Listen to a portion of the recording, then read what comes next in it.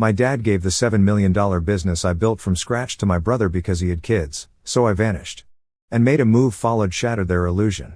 I, a 33-year-old male, recently found myself entangled in a tumultuous family drama that has left me questioning the very fabric of trust and loyalty in my family.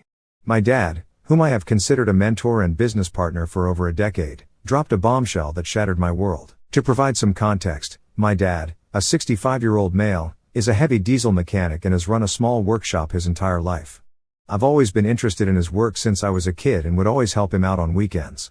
I went to college to earn my qualifications in automobile engineering so I could get a degree and officially help my dad out. Since I was 23, I have worked with my dad as a mechanic and slowly taken over his workshop. When I started, he had only 2 mechanics who worked for him part-time in one car. With my knowledge and experience, I introduced several new strategies, and we have grown to over 35 employees and 15 cars in the last 10 years.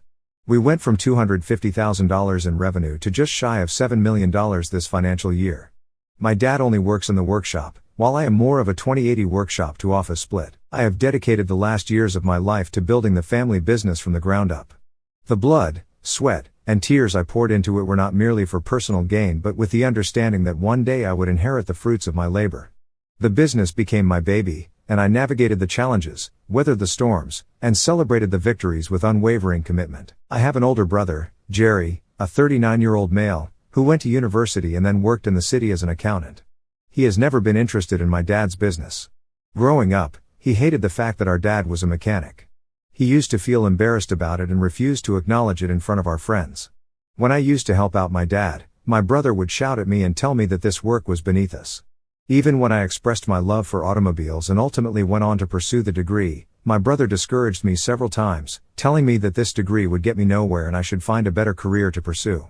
Despite his embarrassment, my dad always considered my brother to be his golden child. You see, it wasn't always like this. Before, my dad used to be equally loving to both of us. But when Jerry was 15 years old, he got pneumonia and was bedridden. The doctors were really concerned with his health and warned us that he might be dangerously close to death. This was an extremely tough time for our entire family. I remember feeling so scared about losing my brother. Throughout the entire hospital stay, Jerry always wanted our dad above anyone else. He used to ask for our dad all the time, and my dad spent countless nights in the hospital, which meant they bonded a lot. Eventually, Jerry recovered, and things went back to normal. Yet, my dad continued to favor Jerry over the years, even when Jerry would grow up to hate our dad's profession. Dad didn't mind and favored him regardless. As I got older, I obviously noticed this favoritism and was understandably hurt that our father always favored Jerry. For example, once my school had an award ceremony where I was going to be presented an award. I was extremely proud that I won the award and told my parents about it. My mother hugged me, while my dad smiled warmly, congratulating me. I told my parents how the school had invited parents to be there for our award ceremony. I knew my mother might not be able to come, as she worked long night shifts in the hospital, which meant she was always tired throughout the day. So, I looked at my dad curiously, expecting him to say that he would be there. My dad looked at me hesitantly, glancing at my mother, who asked him if he could be there for me during the award ceremony. My dad then cleared his throat and said that he had plans to play basketball with Jerry. My mother looked at him angrily and told him that playing basketball with Jerry wasn't important and he could take Jerry with him to attend my award ceremony instead. My dad nodded begrudgingly in agreement. The night before the event, my mother reminded my dad during dinner to make sure he showed up at my award ceremony. Jerry, who was sitting at the dinner table, asked my dad if he was canceling on him for their basketball practice. My dad explained to him that they could always play basketball the next week. Jerry immediately started expressing his discontent, saying how he was looking forward to having father-son time and didn't want to waste his time for my ceremony. My mother retorted back to him that, as my big brother, he should be more understanding and supportive, as I had won an award. She went on to say that my dad needed to be there for me this one time. On the day of the event, I reminded my dad again before I left for school to make sure he showed up. He told me not to worry about it and that he would be there during my award ceremony. I looked around for my dad everywhere, but I couldn't find him. My name was eventually called up, and I had to go up to the stage to collect my award. I remember receiving my award from the principal while my schoolmates cheered, and I was fervently looking for my dad's face in the crowd. He never showed up. I sent my mother a message saying that my dad never showed up. She immediately called me, concerned, asking me if I was sure that my dad didn't show up. I told her how he wasn't anywhere to be found and maybe he must have forgotten. My mother told me that was impossible, as she had put 5 alarms on his phone, and she couldn't see his car parked in front of our house, which meant he was definitely out. At this point, we were alarmed and felt concerned, thinking maybe something had happened to him. When I reached home after school, I opened the door to see my mom and dad having a huge argument. They were shouting at each other at the top of their voices. The air was thick with tension, and the heated exchange between my parents echoed through the hallway. My mother, her face contorted with anger, stood near the entrance, while my dad, looking both guilty and defensive, was attempting to justify his actions. Feeling a mixture of confusion and concern, I cautiously stepped into our living room. I asked my dad curiously if he was okay, my worry palpable as I mentioned that he never showed up at my school for the award ceremony. The room fell silent for a moment while my dad tried to avoid eye contact and mumbled an apology, something about losing track of time and unforeseen circumstances. I could sense that his explanation wasn't adding up, but before I could press further, my mother unleashed a torrent of frustration and disappointment. "Why didn't you show up, John?" she demanded, her voice sharp and accusatory. "Tell me the truth. Our son won an award, and you promised him you would be there. What could be more important than that?" Dad shifted uncomfortably, clearly aware that he was in the hot seat. Before he could respond, Jerry entered the room with an air of nonchalance, eating an ice cream. My mother turned her eyes toward Jerry, her eyes narrowing in disbelief and anger. "And what's your role in all of this, Jerry? Where were you and your dad, and why didn't you support your brother on his big day?" Jerry, with a shrug that exuded indifference, muttered something about how he had suddenly craved ice cream and had asked our dad to drive him to the ice cream shop first. Later, when they drove to my school, they were informed that they had missed the award ceremony, so they drove back home. My mother's face turned from anger to incredulity as she processed this absurd excuse. "You skipped your brother's award ceremony for ice cream?" she exclaimed, her voice rising incredulously. "You and your father missed his big moment because you wanted ice cream?" Amidst the escalating tension, my dad, instead of apologizing and admitting his mistake, tried to defend Jerry and justify his actions, stammering out an explanation that only added fuel to the fire. "Look, it's not a big deal," he began, attempting to downplay the significance of my award ceremony. "It's just an award ceremony, and there will be more in the future. Jerry wanted an ice cream, and I thought we could just grab a quick one. I didn't think it was such a big deal." His words hit me like a punch to the gut. I couldn't believe what I was hearing. My own father, the person I had expected to be there to share in my joy, was diminishing the significance of my achievement. The dismissive tone and the casual brushing aside of a moment I had been looking forward to left me speechless. As his words hung in the air, my initial shock turned into a potent mix of frustration and sadness. A lump formed in my throat, and I felt the sting of unshed tears.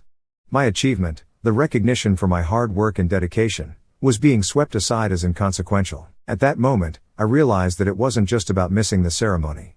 It was about the lack of understanding, the absence of support, and the crushing feeling that my accomplishments were not valued by those I held closest. I looked at my dad, the one who was supposed to be a source of encouragement, with a mix of disbelief and betrayal, my eyes mirroring the profound disappointment I felt in my heart. My mother continued to express her disappointment, scolding them both for prioritizing an impromptu ice cream craving over a significant milestone in my life. As their argument raged on, I continued to feel a sense of betrayal and hurt, feeling a heavy weight on my chest and a lump in my throat. I mustered a weak smile and told my dad, "It's okay, Dad. Don't worry about it." The words tasted bitter on my tongue, forced out to mask the deeper emotions swirling within me. I didn't want to escalate the argument or add more strain to the already tense atmosphere. As I retreated to my room, the facade I had maintained for my dad crumbled. The door closed behind me, shutting out the outside world, and I allowed the floodgates to open. The tears held back in front of my parents streamed down my face. The weight of the disappointment, the hurt, and the profound sense of being let down overwhelmed me. My mom, seeing me upset, came into my room to comfort me. She sat beside me, putting her arm around my shoulder. She didn't say much, just let me cry and vent my feelings. Her presence was reassuring, and I felt a bit better knowing she was there for me. After a while, she spoke gently. "I know it hurts, sweetheart. Your dad messed up, and I'm sorry you had to go through this. Sometimes people make mistakes, but it doesn't take away from your achievement. You worked hard for that award, and nothing can change that." Her words were like a warm hug for my soul, and I began to feel a little lighter. She stayed with me until I calmed down, assuring me that despite the disappointment, I was still valued and loved. There are so many instances where my dad has shown clear favoritism toward my brother over me, and my mother has had several conversations with him regarding this. My dad always listens and makes an effort to be more involved with me, but it never lasts long, and he ultimately goes back to being superdad to Jerry. It's like a pattern that I've noticed throughout my life. Despite these moments of partiality, I've always tried hard to win my dad's approval. I have a genuine interest in his work and, in particular, developed a deep love for cars, partly because it seemed like something he valued. Even though it often felt like a one-sided effort, I kept hoping that my efforts would eventually make a difference and earn me the recognition and approval I craved from my dad. Last year, my dad filed for divorce from my mother, citing irreconcilable differences, marking the beginning of a challenging chapter in our family's life.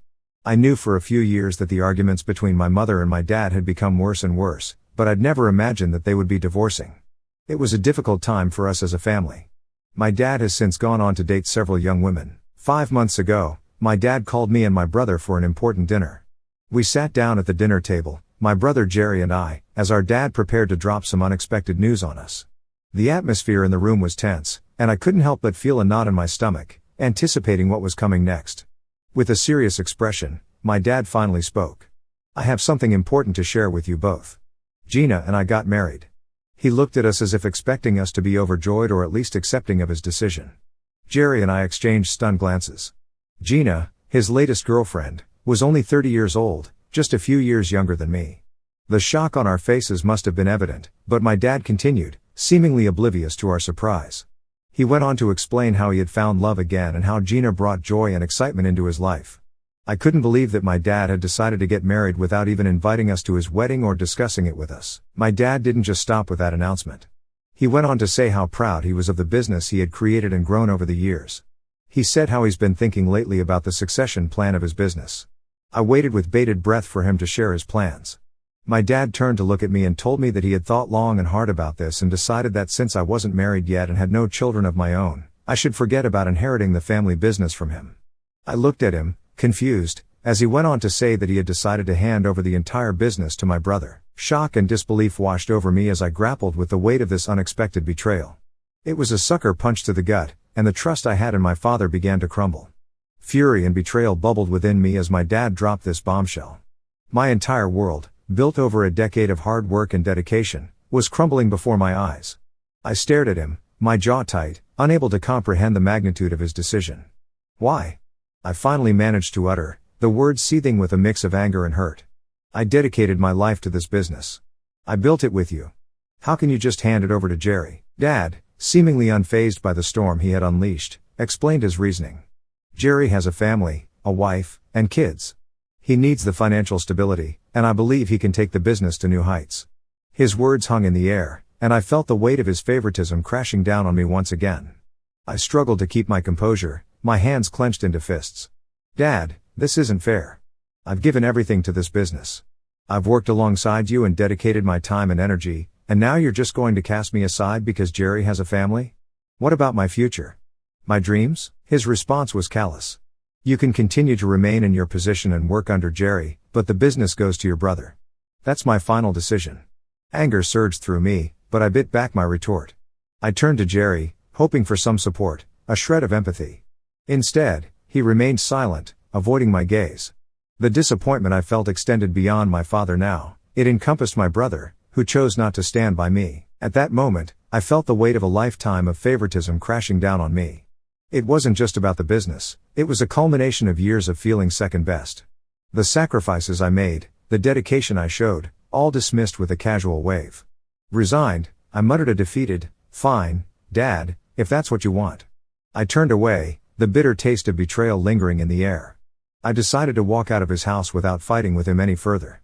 I couldn't shake the feeling of abandonment, the realization that my dad continued to favor his golden child despite how hard I had worked over him. Later, in the solitude of my home, the weight of the injustice pressed down on me. The business I considered my legacy, my life's work, was slipping through my fingers. Anguish welled up, and the room blurred as tears blurred my vision. I had never felt so alone, so discarded. I decided to call my mom, hoping that she would understand what I was going through. I told her everything that happened, how my dad favored my brother, how he took away the business from me, and how lost I felt. She was surprised and upset as I shared the details.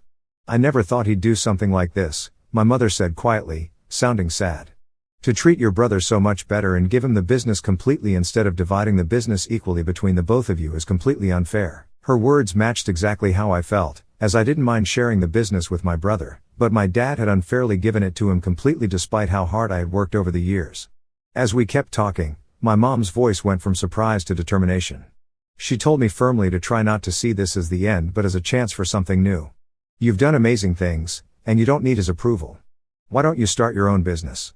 You know, a lot of clients would rather work with you than your brother, she said. Through her words, a flicker of determination ignited within me. If my dad thought he could strip away everything I had worked for, he was mistaken.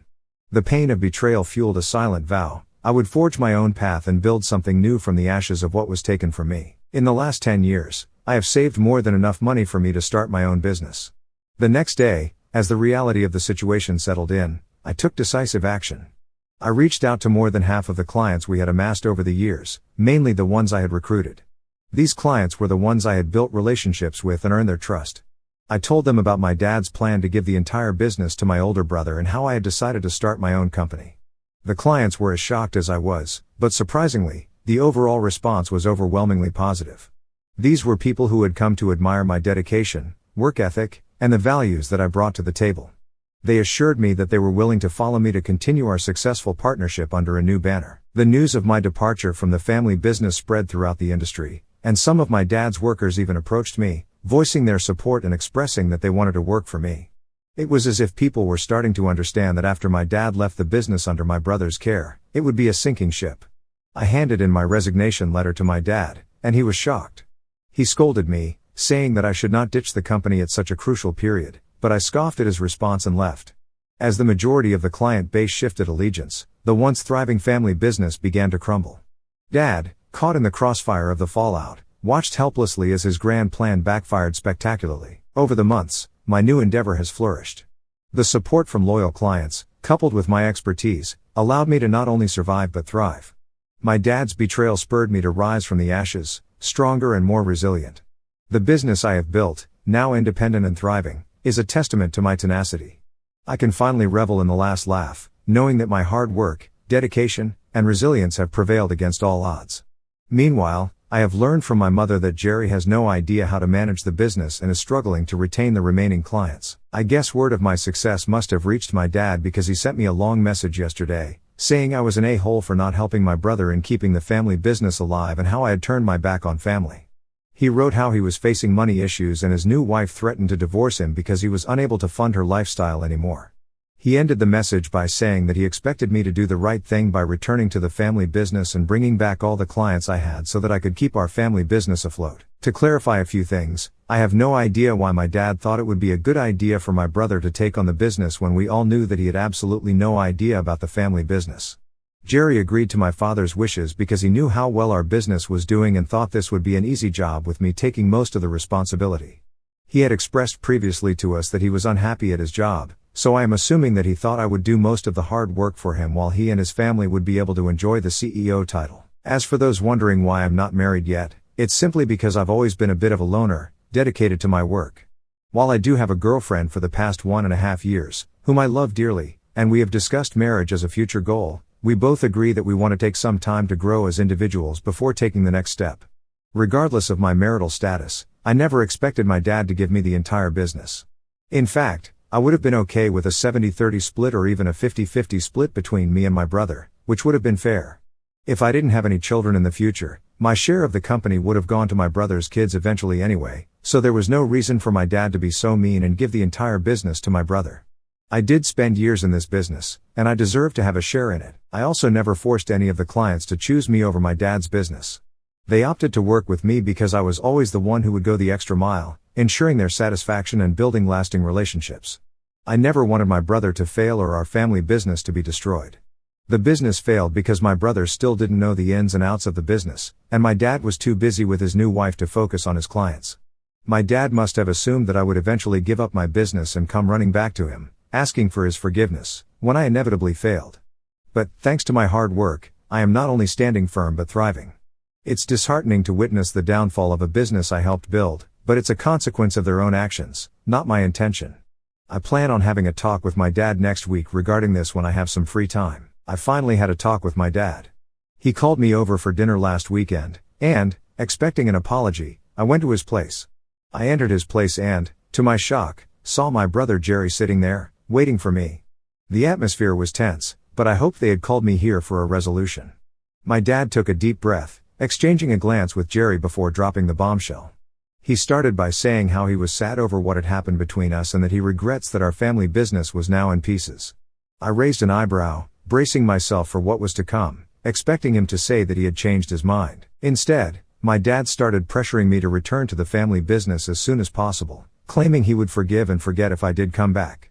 Jerry joined in, blaming me for the business's struggles and calling me selfish for leaving him all alone to manage the business. I couldn't believe what I was hearing. "Dad, you handed the entire business to Jerry without even thinking about my future. How is this my fault?" I retorted, frustration bubbling within me.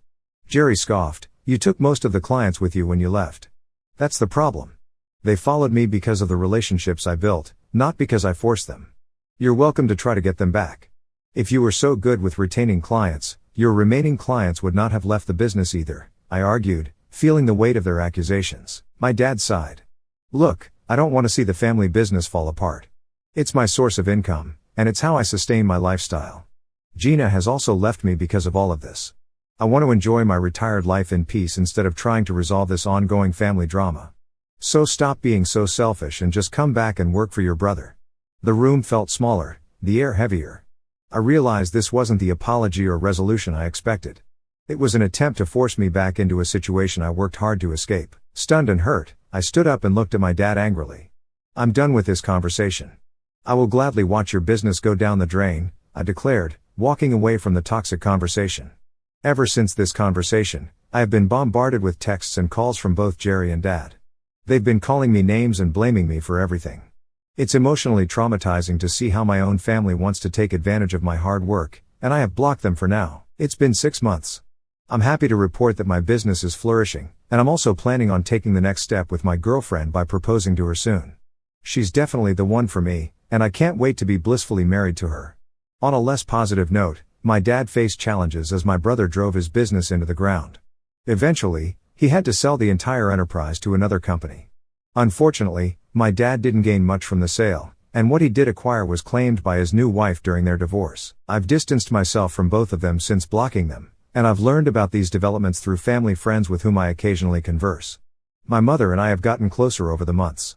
Unlike what you may think, she treats both me and my brother equally. She understands my actions and is supportive of my new business. She has also informed me that my brother is planning to get back into accounting since the business has failed. Despite the challenges within my family, I'm grateful for the joy and stability in my own life. The support from my girlfriend and the strengthened bond with my mother are invaluable sources of strength. Focused on the positive aspects, I remain determined to succeed in my business endeavors. I'm optimistic about the path ahead and committed to turning challenges into opportunities for growth and success.